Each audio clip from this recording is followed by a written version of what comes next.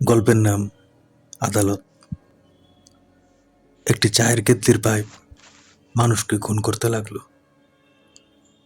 একটা চায়ের কেতলি থেকে গুলি বাইর হতে লাগলো।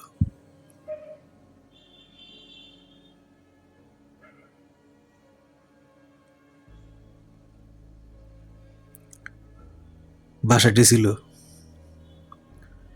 একটি পাহাড়ের উপর। বাসার রং নীল। যারা সেই বাসায় রাতে থাকতো তারা এই কেটলির গুলি খেয়ে মারা যাইত। কেউ বুঝতো না কে বা কারা খুন করে। কেটলির ভিতরে ছিল বন্দুক। এই কেটলি ডাইনির জাদু থেকে তৈরি। অফুরন্ত গুলি চালাতো এই কেটলি। কেউ পারতো না এই কেটলির সাথে।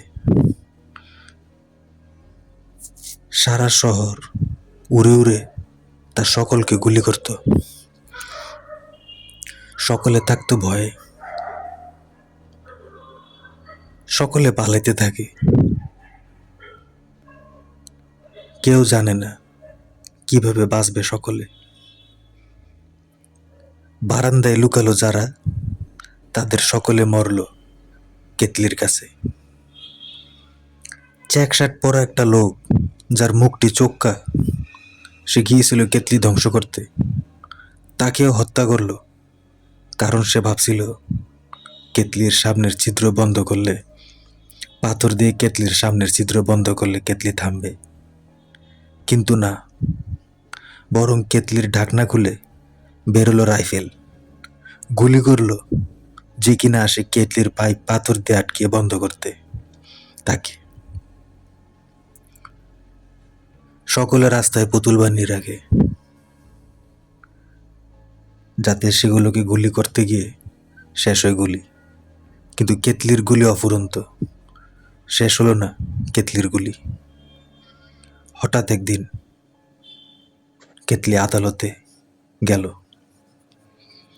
আদালতে যাওয়ার পর কেতলি দেখতে পেল একটা দাড়িপাল্লা। কেতলি বসলো দাড়িপাল্লায়।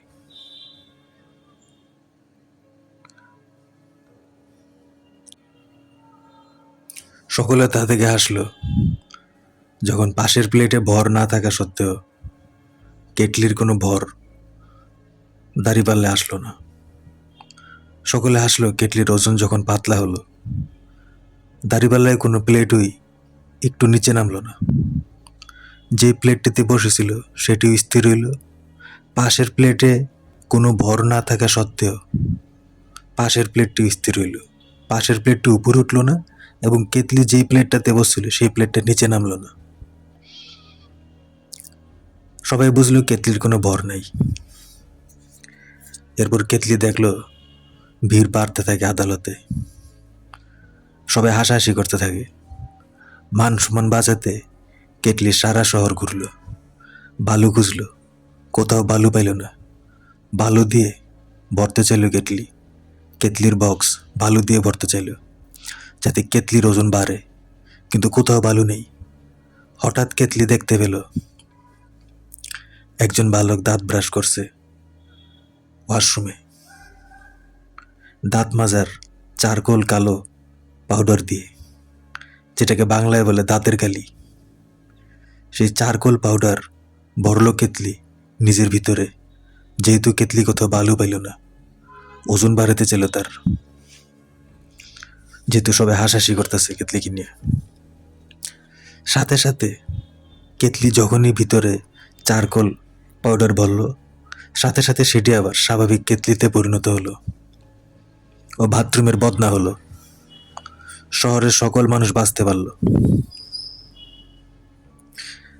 কেতলি যখন বাথরুমে জানালা দিয়ে দেখতে পায় একটা বালক দাঁত মাজতেছে, তখন সে বালকটা দাঁত মেজে চলে যাওয়ার পরে বাথরুমের ভিতর কেতলি এই দাঁতের কালি নিজের ভিতরে ভরে, যাতে তার ওজন বাড়ে। আদালতে দাড়িপাল্লায় বসলে যাতে তার একটু ভর আসে। যেহেতু একটু দাড়িপাল্লায় বসার পর কেতলির একটা দাড়িপাল্লারও কোনো পরিবর্তন হয়। অর্থাৎ দাড়িপাল্লা দেখলো, দাড়িপাল্লাতে বসার পর কেতলির কোনো ওজন না থাকায় কেতলি চাইলেও তার ভিতরে বালু ভরতে। শহরের কোথাও যখন বালু পাওয়া গেল না, কেতলি তখন নিজের ভিতরে দাঁতের গালি করল। আর এরপরেই কেতলি আবার স্বাভাবিক কেতলিতে পরিণত হইল। ও বাথরুমের বদনা হইল। শহরের সকল মানুষ বাঁচতে পারল।